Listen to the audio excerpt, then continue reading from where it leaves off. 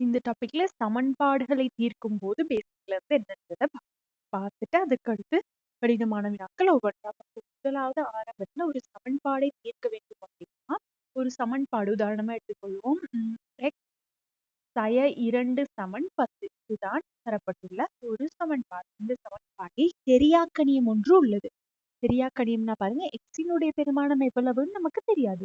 சமன்பாடு தரப்பட்டுள்ளதுல எக்ஸ் மறை 2 10 அவை பங்கேற்றுள்ளன. ஆனா இதுல தெரியாக்கணியத்தினுடைய பெருமானத்தை நம்ம கண்டுபிடிக்க போறோம். அதற்கு தான் பெயர் சமன்பாடுகளை தீர்ப்பது.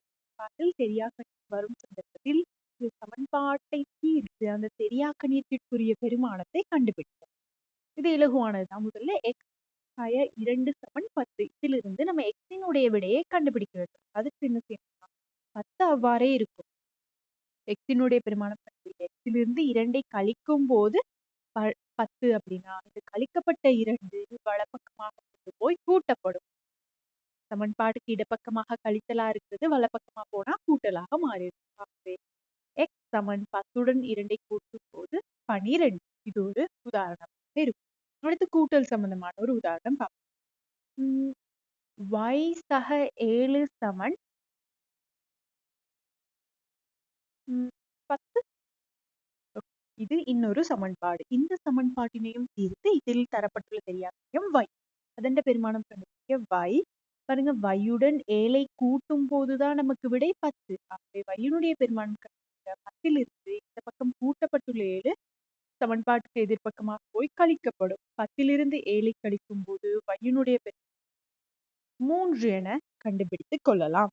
3 என கண்டுபிடிக்கலாம். இது மாத்திரமில்ல, பெருக்கல் வகுத்தல் தொடர்பிலையுமே நமக்கு சமன்பாடுகளை தீர்க்கும் முறைகள் வரும். பார்ப்போம். 2x சய 4 சமன் 6. இதுதான் நமக்கு தரப்பட்டுள்ள 3வது சமன்பாடு. இந்த சமன்பாட்டை தீர்த்து தெரியாக்கணியம் எக்ஸின் பெருமானத்தை கண்டுபிடிப்போம். முதல்ல இந்த 2x அவ்வாறே வைத்துக் கொள்றேன். இந்த இடத்துல என்னென்ன நடந்திருக்கு அப்படின்றது, என்னென்ன கணித செயற்பாடுகள் நடந்துள்ளதுன்றதை விளக்கிக்கொள்ளும். எக்ஸ் முதல்ல 2ஆல பெருக்கப்பட்டு அந்த பெருமானத்திலிருந்து 4ஐ கழிக்கும் போது 6 விடையாக வருகிறது. 2x அவ்வாறே வைத்துக்கொண்டு இந்த கழிக்கப்பட்ட 4 வலப்பக்கமாக கொண்டு போய் கூட்டுவோம்.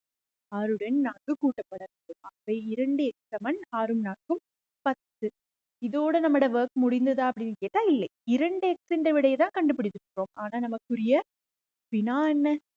சமன்பாடுகளை தீர்த்து தெரியாக்கணியத்துக்குரிய பெருமானத்தை கண்டுபிடிக்கும். தெரியாக்கணியம் எக்ஸ். ஆகவே 2x விடை நமக்கு தேவைப்படாது. எக்ஸிற்குரிய விடையை கண்டுபிடிக்கிறேன். அதற்கு என்ன செய்யணும்னா 2x அதனுடைய அர்த்தம் என்னன்னா 2ம் எக்ஸும் பெருக்கப்பட்டுள்ளன. 2க்கு அருகில எக்ஸ் தரப்பட்டுள்ளது அப்படின்னா 2ம் எக்ஸும் பெருக்கப்பட்டுள்ளது அப்படின்றதுதான் அவற்றுக்கு இடையிலான தொடர்பு. அப்ப 2உடன் எக்ஸ் பெருக்கப்படும் போது 10 விடை. நான் எக்ஸின் பெருமானத்தை கண்டுபிடிக்க பெருக்கலுக்கு ஆப்போசிட் ஒர்க் என்ன? வகுத்தல். 10ஐ 2ஆல் வகுக்க வேண்டும். 10ஐ 2ஆல் வகுக்கும் போது விடை 5. விடை 5. ஆகவே இந்த சமன்பாட்டினை தீர்க்கும் போது எக்ஸினுடைய இறுதி விடை 5 என கண்டுபிடித்து எடுக்கலாம். 5 என கண்டுபிடித்து எடுக்கலாம். இன்னொரு வினா பார்ப்போம். 4p அதன் கீழ் 5 சமன் 8. இதுதான். இதனை தீர்த்து இங்க தெரியாக்கணியம் p அதனுடைய பெருமானத்தை கண்டுபிடிப்போம். முதல்ல இந்த இடத்துல என்னென்ன கணித செயல்பாடுகள் நடந்துள்ளது? p 4உடன் பெருக்கப்பட்டு அந்த பெருமானத்தை 5னால் வகுப்பதன் மூலம் 8 விடை கிடைக்கிறது. p 4ஆல் பெருக்கப்பட்டு 5ஆல் வகுக்கும் போது விடை 8. முதல்ல 4p அவ்வாறே வைத்துக்கொண்டு இந்த வகுக்கப்பட்டுள்ள 5 சமன்பாட்டுக்கு எதிர்பக்கமாக போய் பெருக்கப்படும். 8உடன் 5ஐ பெருக்கும் போது 40. 4p சமன் 40. ஆனா நமக்கு 4p பெருமானம் தேவையில்லை. தனியாக p அப்படின்ற ஒரு தெரியாக்கணியத்துக்குரிய விடைதான் தேவை. 4ம் pயும் என்ன பிழைப்பில் இணைந்திருக்கு? எந்த ஒரு அடையாளமே இந்த இடத்துல தரப்படல. அவற்றுக்கு இடையில நம்ம எடுத்துக்கணும். பெருக்கல் 4 தர p தான் 4p.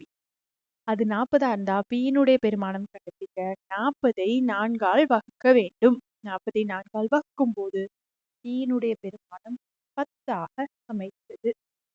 அவ்வளவுதான் சமன்பாடுகளை தீர்த்தல். கழித்தல் இருந்தா எதிர்பக்கமாக போய் கூட்டலாகும். கூட்டல் கழித்தலாகும். வகுத்தல் பெருக்கலாகும். பெருக்கல் வகுத்தலாகும். இந்த 4 விடயங்கள் மாத்திரம் செய்தால் சமன்பாடுகளை தீர்ப்பதை மிகவும் இலகுவாக கையாளலாம்.